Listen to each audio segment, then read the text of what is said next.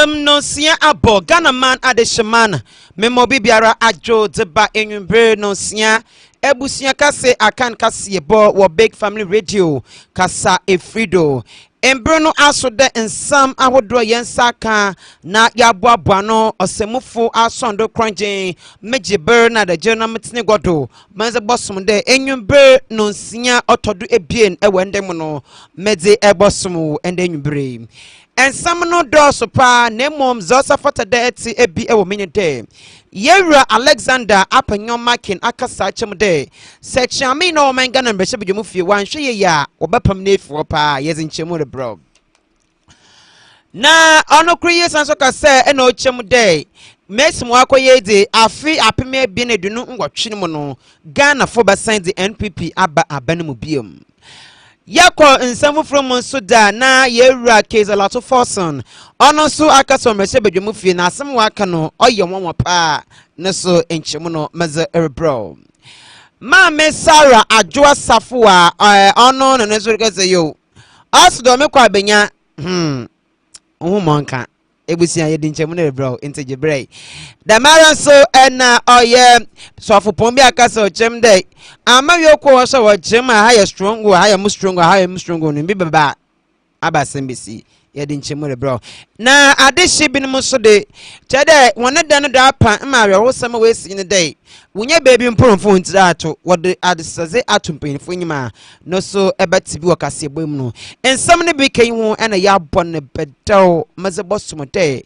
enwumbe no sinya otodo bien ewe busua kase akan kase bom wa big family radio kasa efiri edifi ni main studio the blog no upper class school junction wo ena kase boy ofi ereba okin Kenya watamanka ende enwumbiri ezin a mejedo aranyana yata Kobana Dorina from Ejata Koko school time was porcupine afe jebrei na memfa nsamno nenchemu emo. You are listening to Big Family Radio obiase eye Edom kasi mbada nunyi awo my Ghana mbreshe bedwemu fie yewra Alexander apanyo makin ono ene wakase na nansama oreka ni nyina de oye chame no wo my Ghana mbreshe bedwemu fie no se wanhwe ya afi abaya ato ewie emomampanyin mahama na wedi mu nkunyem no nyame ya adom no dumbrede wo pe obi obaye chame no my Ghana mbreshe bedwemu fie wanhwe ya na nkrofu ya endi same yokuyare wo bobo ne gala obi na efi wo kra na wo de bi abeshe ho na abaye Alexander apanyo makin okasa no eno ruchem dem se ye de me edwuma wodro pepe ababaye wo mfihia nwotwe ne mfihia na nintam a wa ye edwuma ye pa enti se obaya enka yewra omampanyin mahama oma ye papai entanentam bi manade oye Alban Bagbin Somana Kingsford ono creatan somba ye oye adehia obaya chame ndam mbreche bedwumofo ewo ho na ogas na ochem ne Bagbin memo ye odewo na democracy ya wo very tile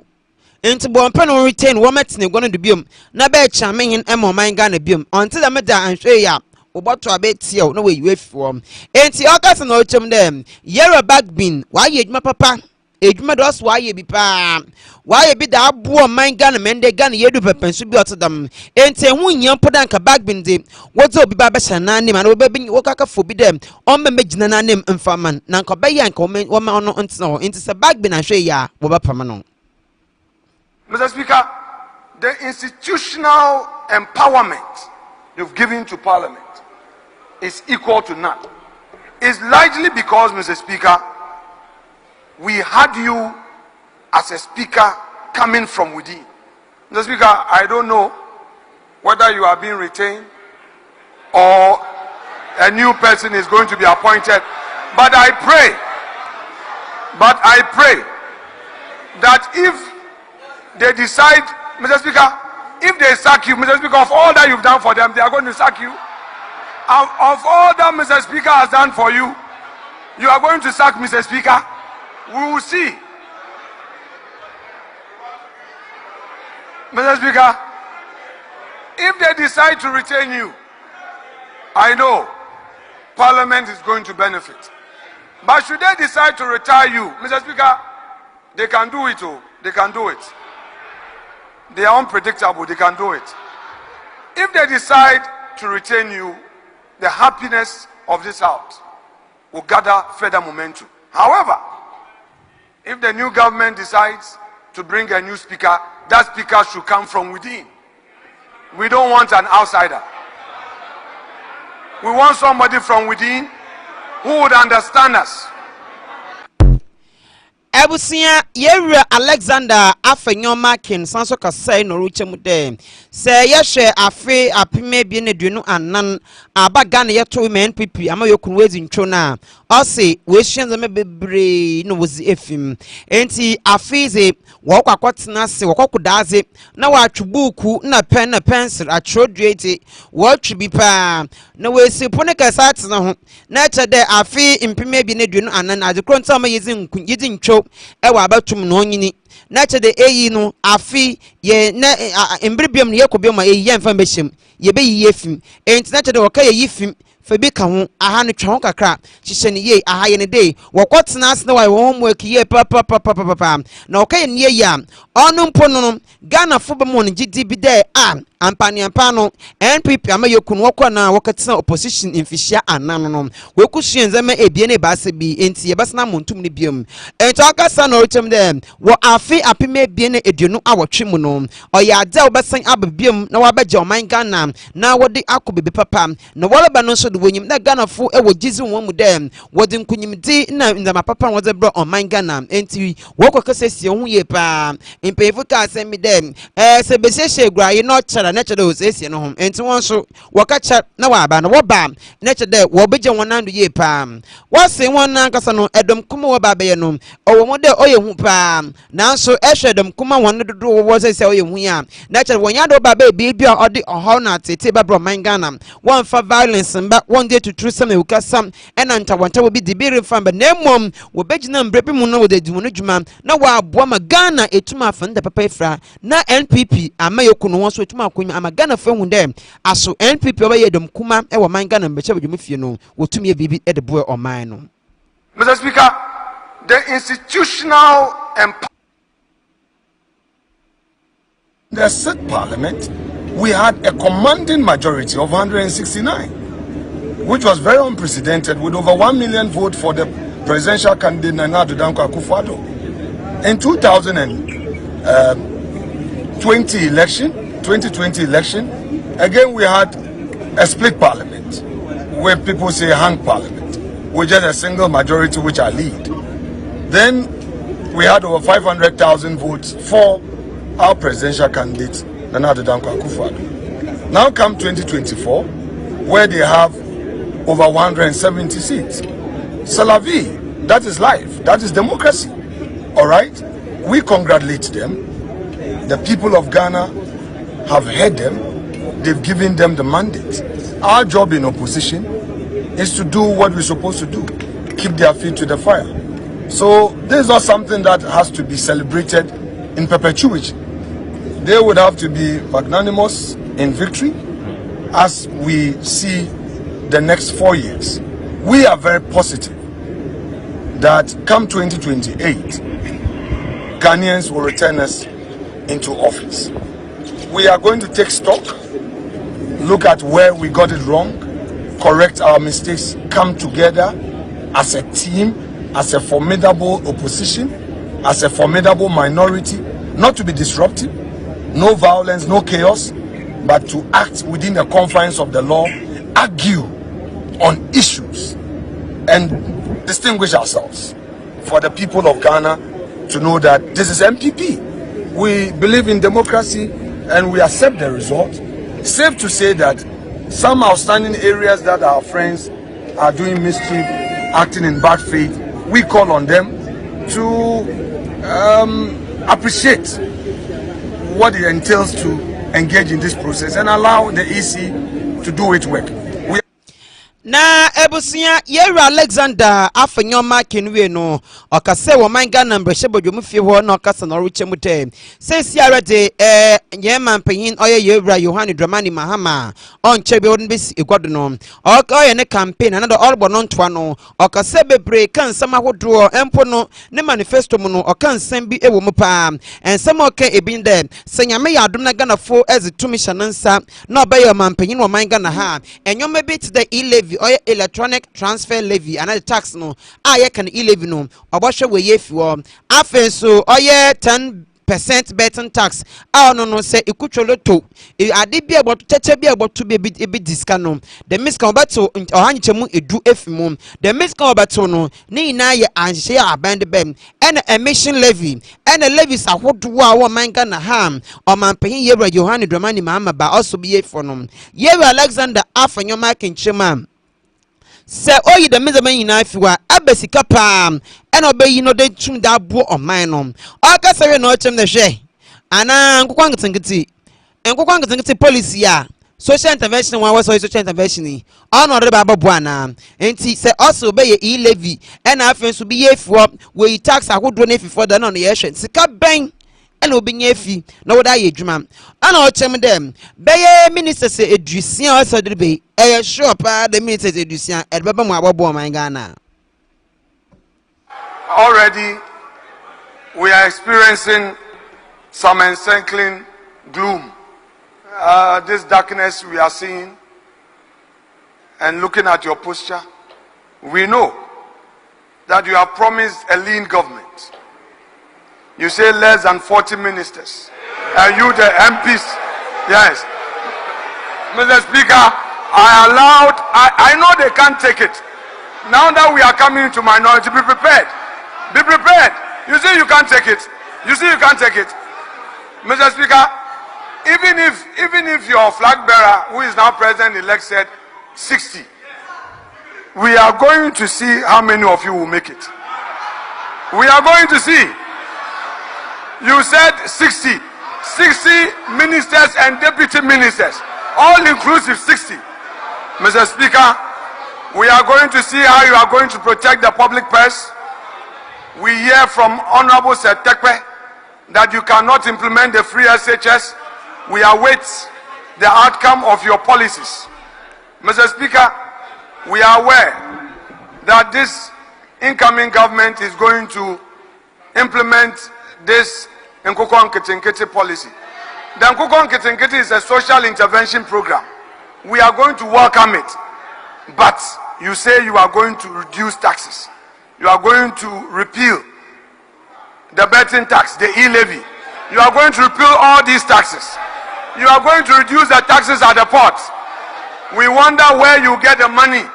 to implement the Nkoko Nkete.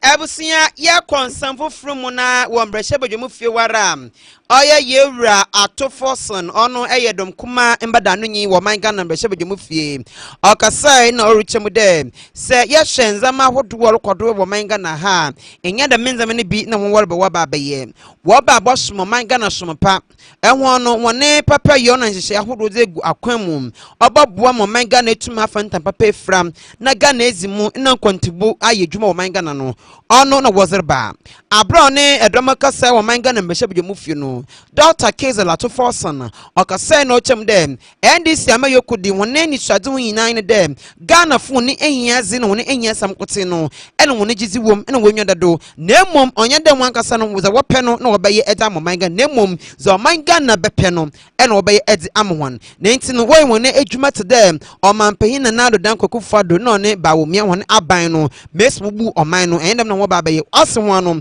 wo ba baye adwuma sonko pa adwuma be no different or the mufwa eche de NPP abano kwampo no the medwo no onye bi ena o chem dem eche principles ahodo wodere bam ena probity ahodo na accountability ahodo wodere ba na nyina no oboboa pa na nyina no eche NPP aban na wentuma anye hwe ufeli poto oye nyina basa enwo ne boroba no won ba won ade de o mampani ekufuado na one ba wo mia won aban na da. It was a revolt against a government that is obstinate, insensitive, high-handed, and dismissive of public opinion. It was a revolt against the government that called people with dissenting views names, such as detractors, cynics, naysayers. The Speaker, sometimes they call views of dissenting people as Sambalat and Tobias. Clearly shown that they cannot be taken for granted, and that when it matters the most, they will either reward those in office or punish those in office. Right, Honorable Speaker, it is obvious MP punished for its poor governance, economic mismanagement, obstinacy, greed, state capture, arrogance of power, impunity, lawlessness, and persecution of political opponents. The Speaker, the lesson is that what happened to the MCP and the outgoing government is that the political class cannot and should not take the people of Ghana for granted. This calls for introspection on the part of the political class, who ought to have been heard when government engages in acts of impunity, lawlessness, and destruction. To my cherished NDC political party and the incoming government, may we never become like the Akufo-Addo Bawumia government. Right, Honorable Speaker, we have to be different. We cannot be like the NPP government. We may be guided by the principles of integrity, probity, and accountability. Mr. Speaker, the time has come for us to do right by the people of Ghana at all times and to champion people-centered policies that genuinely benefit the voter and the ordinary Ghanaian, not the political class and its cronies. Right, Honorable Speaker, indeed, it is finished. Yetwado na oya yera Haruna Idrisu ono ye mbrehye bodwamenye zema adehia wo Tamale South abatompehwedo etifido mantemu ono so akasa na nansam oreka ni nyina nde omampanyina weyinde onzi oman Ghana ni mfihia anano oya yera Yohane Dramani Mahama ne baroba no ne bohye biye ohye oman Ghana no obohwe ne wedidu pepepepepepepe enya do bi afim kra chede obaye ne pepepepepe ama oman Ghana na akasa no orichem dem wo August bosom ne data do edwenu anan wo afi apime bi ne dwenu anani mu no wo mfifunu mantemu abra omanpanyin da yero Yohane Dramani Mahama olbo no ntoa e wo mfifunu mantemu no okopemu no akasa na orichem dem nyame ya dom na so Ghana fudi tumni shanansa oba oya S Gracia no obohwe we yini nyina efiwo mesmo be MP funu wonko ye da misika ne biom eto ne mu no ene yero Haruna Idrisu akasa achem dem oya da omanpanyin yera Yohane Dramani Mahama obobohwe no aye owie no sanso echemu biam dem omanpanyin yera Yohane Dramani Mahama say so oba oya aswafo ahodo de obohwe wadete do enti obeyi aswafo beye edwenu ebasan 23 ministers na weyi oya cabinet ministers no so beye edunkono 19 na weyi oya regional ministers no edunsia 16 afen so eyi ne nyina na kabuma na chede onam kokoko edusia ono obegina do ahwe na ode aye. You walk away as you please. So the Ghanaian people telling. And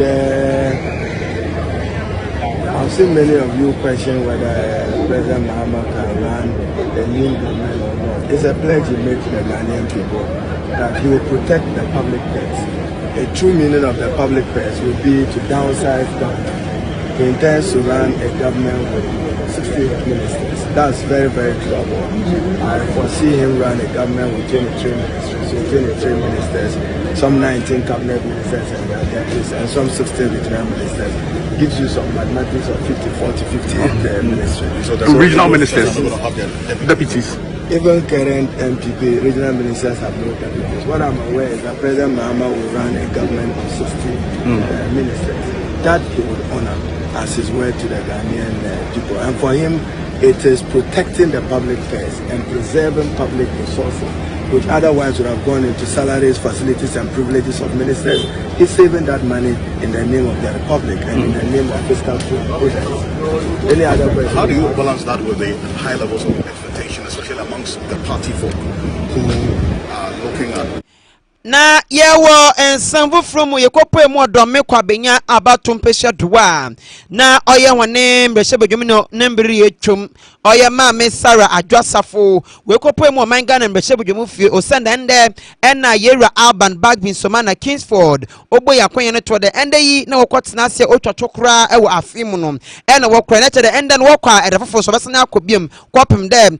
General Bosom no to do esano wobokọ na wotum akọsọ won in na ma me Sarah adwasafo kasai na ochem dem ehwe intwopa do me kwabenya abatum pesha do wentum anfa egwana osi oye ne yo pa oye ne yo papa ogbo no ho mozin bia do beye mo beye bia da egwanom onke fi NPP fo nsa imponom osi primaries no odin kuku ohwease nanso ohwease ni pofe ya ye NPP ni nanti na ogbo no mozin de nanka abatum pesha do no obotum wa fa egwano wozi ama NPP ama yokunu so oye no hundi bia wentum anyeye ena okasa ochem dem oye na nkasa ne papa na asoro krampa oye Kristo asafo mpa agboro bobio eka babai ebrade yankopan wobo won nsembo ampa men pa dan ko beye bia da egwa no wansa baka ena gwankosi aga entima me Sarah asafo kasa na ochem dem sesia no ompedo obaye face of them kwa benya bio ompedo be bia mokra ndi senior fe yo Faustina Elplim akrugu ono di nkunyim ewo ho entima me Sarah asafo osi asam adna ni opa nanso mobesi na wesi. I think we had the pointers coming out from the surveys that were being put out there, and a very important factor is my dad in the church. And I think that moving forward as a party, we have to have a look at that in the constituency. What role does it? Mentioning your dad's role and influence in that. I was not wavering about that, because when you have been an MP for 12 years, you still have your supporters, you still have people moving around you. You don't want a situation where you are not the face of the constituency anymore, but people still receive you as the face of the constituency. I didn't want that conflict, and I chose my words carefully when I lost. And a few of your guys interviewed me, what's the way forward? I told them I was going to be with Dr. Baumia. I'm going to do other. Abusia yantua ensam no do na yanko ye enim yatua ensam no do na oye deputy interior minister na chede swafo hwe ne efisam nsam do ono eye mamme na eyi akwansa osanso ye mbrehye bedweme ne di ma de hye wo Gomwa Central abatum peshe do wonfinfini mantomum ono eno kese ase wenya nti ye bi de amafo keka dai abra abatu komisan obubo aba pode aba yeto aba no wobubo aba no ewo ni peshe do no na ono odi ntwo no okulapse echede ofenti ase hai the mens mo ka no ko biara enyimo ono atu ofenti akwahin when collapse shiyan yen no one has in a papa it's one na model in summer to no them o collapse say and a baba no odin ntwo to collapse na no se no kwa biada enyi da mensem no mu manyame so pe no ye obi anyi wa wakoda hospital eni banda hospital me faint shiyan because me onyame nyame na ode mbegina Gomwa Central na no oda ho ye me nyame a mehyeman obi anyi wo botum de ma to fom osane mo nyame nti no obi beti de wo se na na yi awe collapse nne onde da na wotu ne wotu aban chinyam chinyam mi gina me na do minda hospital mi tipo mpaim chinyam because baby a mi finam na me de baby MP no na sebe tafate na mingina gom nsresi ska nti no obi a na adwen nde me kwotwa asubia no me pede me gina TV do se radio do da he me ka kire gom afode me ti apo papa me na me executive senior yet apo emi me ta apo me na na asem ne si ni so krupo mfi menyi wase amma ma ntofom ni bodu fie mi didi mi gbare na Yakopon ma me da fe so mi gududa mi ko office mi ko me adwuma nti no me pede me kache me hyegomwafo gbode mi ta pawo wonya gidi wo mi mu de Menda kakra kai se bibi wo ho no da me ye magomu amanya me wo ho min da me chi magomu afo o sa ne gomu afo na wa che menyumnyam kese wo de me MP bien ni mu nyina so me sa de deputy minister wa ye madom nti min da me chi ma ho na min twa hwe me wa ho de kese wo de me call 2016 wo de me ba 2020 me da wa se 2024 po anye ye ya o de me da wa se ye as a party ye dina ha so ye da ho ase ye kabom ye da ho ase be wonya didi wo MPP abamu na na do danko ekufa do ni nyama pa obeye wo Ghana agomu central ye ka ho ye da ho ase pa se ya nda ho ase a na chede magomu afo wo ye man MPP abanya emi na ne ya me bedi MP wo mun na chede ankoye ye da ya hemfo ase ye san ye kade ye pegomwani ye nti bebi a wobeba obi a wa bebi a oba magomu akokan bia no ye support because emi me ye gomwanyi na ye wa nyina ye gomuafo ye pegomwani kan konti na be ya gomu abakokan ti ye nyina ye fampa bonte echi na gomu central enko n'enyim Yamfa yenwan chwe nsan foforo mu na yekopo mu abato nsensem ara na oye political analyst Owura Samuel Boaten ono no abakasa na ochem da dachi bize eyi no besi o say Ghana ha no okwaka bibiti dem obia sora na da amayoku bia sora aha ne ye me stronghold inta ha me stronghold ne de onya da makwaka campaign and mabontoa na mabom ndwuma hu dawuru achi afofrofo sanda ha ne ze se me ye campaign no tamaye campaign no moti bia do no woboto aba examam o se hey the mad wunje yo hwe embibe baba enya da obotum aye dwuma man Ghana ha da se wadwenya wo de ha ye wo stronghold inta ye campaign o se boa sisi Ghana fu wenwa atu also Ghana fu wenwa atu papa empo ehwe afi abaye to ya na ehwe magene pa odem edwo ne today hey also Ghana wenwa atu papa enti da me ade ne dachi di unsi nipe wo mu ye nipa ba ko ya de ntini ye beto aba ye nya nsusu die bi se nkrofo ye die ye den ya o beto aba mai emma aban ne ba o ile ama imemufo na omuyi o matenifo no omuntimi hold trustnifo no responsible and accountable enti ye nyina ye beto aba ye Ghana na ye beto aba enye region bi na e wo ye tell based on regional constituency or polling centers level there then so ye beto aba that political party bia ya da fe habie ye kambi ya ye kambi o beto aba man there there bi enti ye dynamics no e se fataka ni no Ghana for gine se there bi e yo man puntu ni enye ni antasa minpuntu anase nkrofo bi interesting nti abaye to no se fataka de kakra no de se political party bi e tim de nse ne bo se aha ni stronghold aha de odi ni wo so nti e ba san kepe se regions ni na yet strange regions that ye beto aba nke ye edia ye mhihie bre political party no nse ehia dwuma den ene sempas na ye ka convincing crofo ansa no moji atomato aba man nti ne hu ne se ye ko ye ni se omai no dan factor ne beba ye le petita mo de dan mi di se kakra be kakra ye beduru ho ama ye beto aba e be gina dwuma wo ye ebusunya na owie no sanso ka se na ochemu den say yahwe afi abatu ya ehwe enimpo kwato abene owofo kra low turnout o say dem low turnout na me yehu dey Ghana fo abre wa minimum one enti sesi animpo ntundwuma onkodo won mpehia do won mantem na won potem nti no ono to wankwato abeno enti sesi onye ehia de ma amayofo.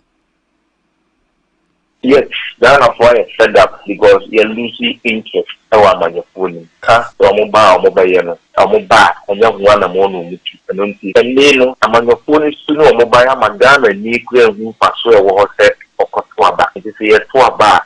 rich woman, the Oko room, the other Fumuko, the Oko being so young is so big, the Oko Legume die, or my morning in a credit declaring holiday, months and drop with a brown bread, some of them Madonna, what is the Kotwaba to so now for be yi champion for ya na say the omunye die hiao no mo de pata omun ko a ni ni sen faso bi wa ba ye so lintina Ghana for do na lose interest wa ba to mun tin kan for ni ni o ma ye ntika e be duru be no em say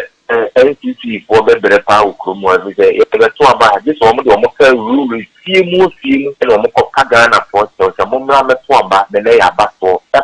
your civic rights Ghana you for aba by obey means you say me to aba le na nyan fatra ye pa I am a positive change na ehun say me tiada means for so die bi e wo e wa aba to means going forward you know aba ye two you know as I said be both parties you know thing na wo mo say Ghana for lose focus Ghana for lose trust any confidence how you leaders in the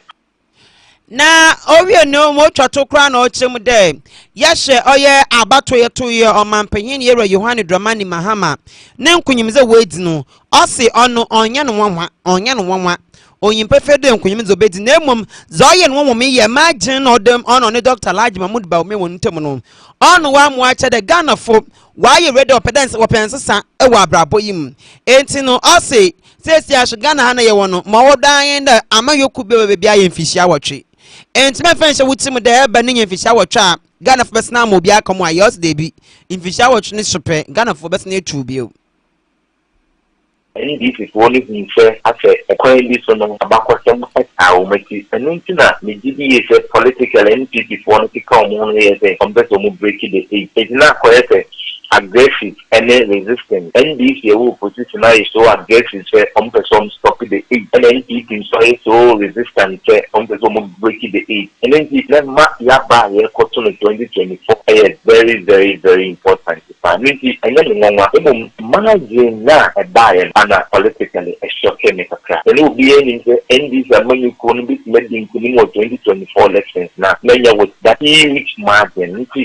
young fast that many more Ghana for about to say omonete and omato mabata nti e won say feli na ni omati ko wo NPP amamu ale to so ni no e bia Ghana for ni anso Ghana for ni anye nti na omoto abake fie na de ma ND ene former president mama nti ye na Ghana for ase na ye mo maba to say e bi omo pe and omoto mabako nti e di si ba e ni na hu say Ghana for anati omagen e wa batu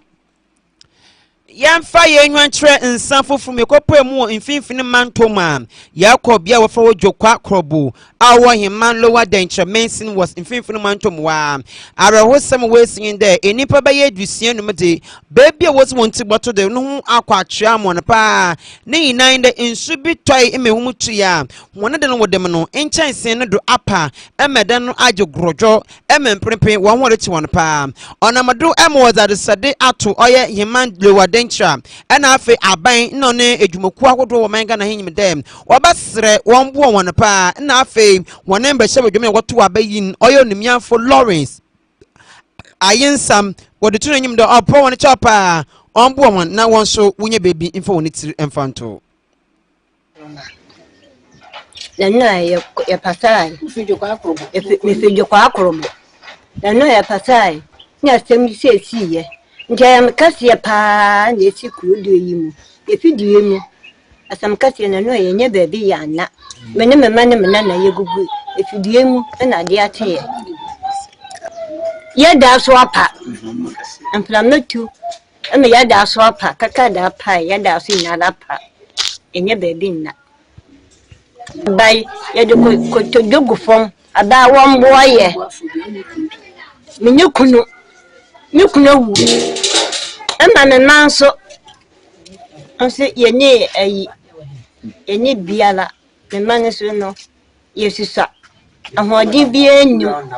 nti autosla no dikoto jogu pom omo ame yen konsan fofrum na ye kopemu ansan fofrum suda kofa by Edzema Christ Sympathy Church oboye osofopon Jacob upon ono enokase na nansa morika na aine dem bronya ber na yedrumu na bronya ber yedrumu ehwe oye ohone ateti onne mu wiase mu ena afetenche sahodo ama no homodo wo manga na ha abaye to abawie na oye ateti pa ase obaye nka shankafo so wo manga na ha no wo tu won shen won to won bu ase na bronya ber na ya beni akwanhia no nanu ye zendodo and say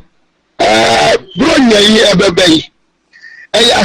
aheye na me pese o my Ghana obia ehe na ho so yi said ebeye a yenya ebetumi adi Christmas no asodwem na afen so no me kani bi sa be ya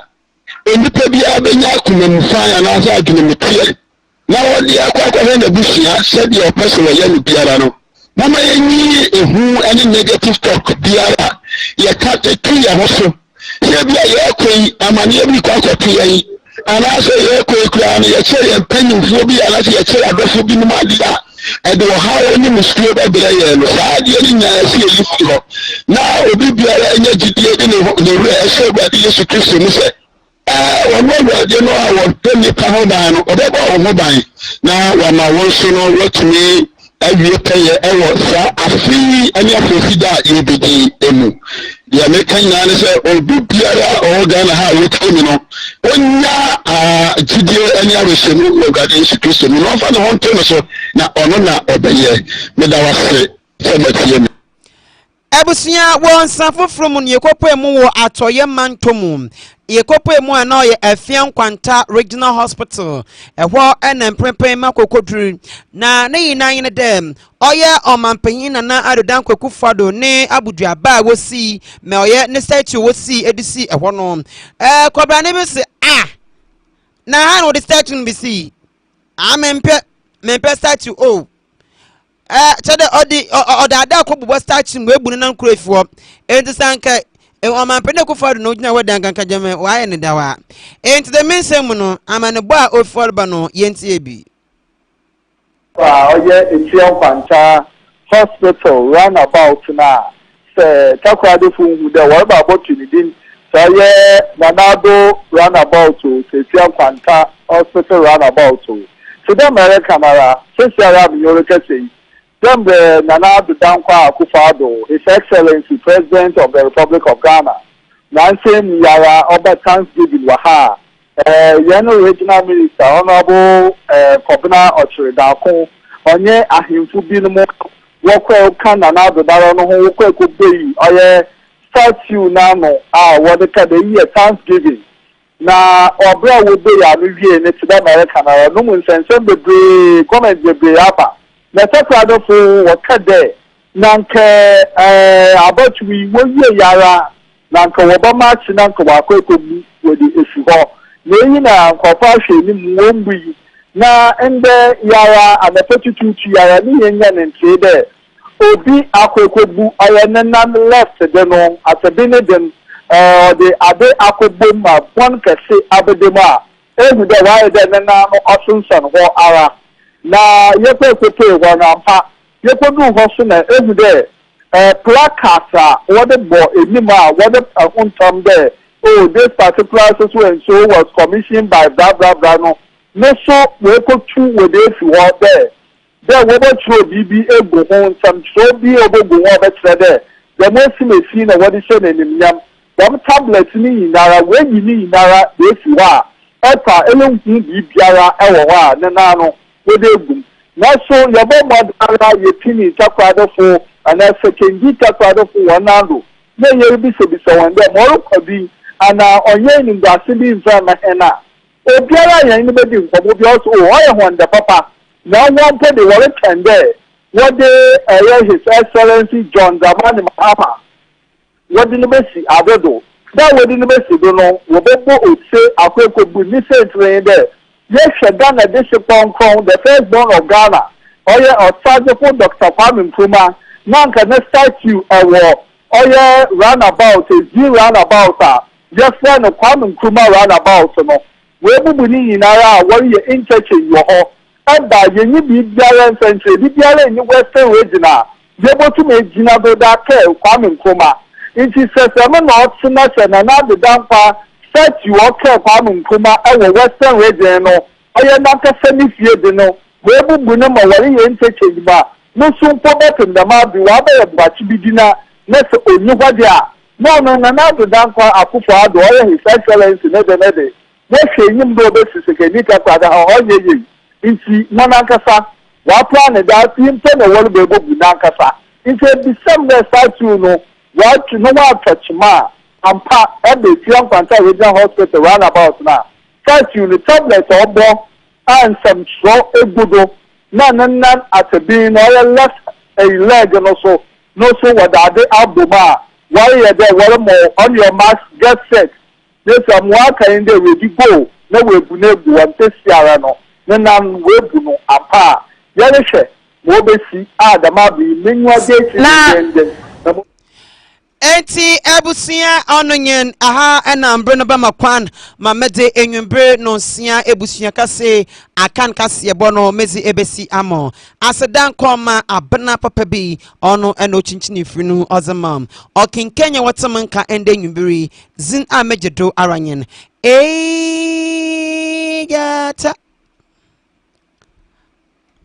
Kobana dona from ejata koko school time was porcupine. Mema wayina mo any say and sha adeshi makrawan. You are listening to Big Family